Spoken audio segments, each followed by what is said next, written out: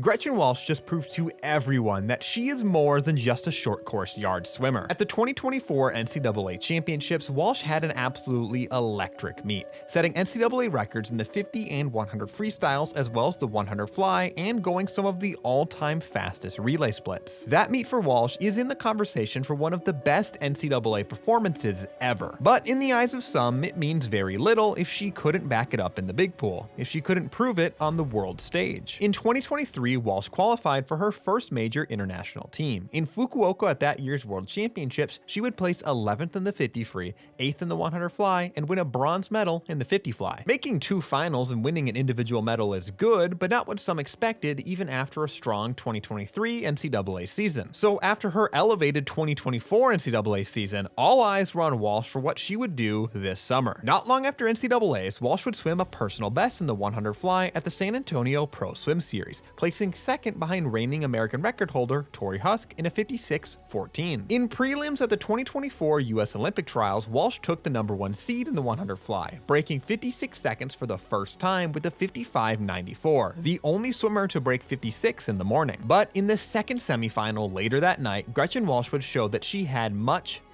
more in the tank. Walsh shot out like a rocket over the first 50, turning in a blistering 25.45, over half a second under world record pace. And Walsh stayed ahead of that pace until the very end as she touched the wall in a stunning 55.18 to break Shara Sjöström's world record. Walsh was obviously out much faster than Sjöström was in her record-setting swim, and while Sjöström did outsplit Walsh in the second 50, it wasn't enough to fend off Walsh. We'll get the chance to potentially see this record get taken even lower tomorrow. These were just the semifinals after all. That also means that despite the freshly broken world record, Walsh still has to get it done again to secure her spot on her first Olympic team. And that might not be such an easy task. Tori Husk and Regan Smith were also under 56 seconds, clocking times of 55.79 and 55.92 to grab lanes on either side of Walsh in the final. But despite this stiff competition in the event, it would take a lot to knock Walsh out of the top two after such an explosive swim like this with the insane momentum that Walsh has right now.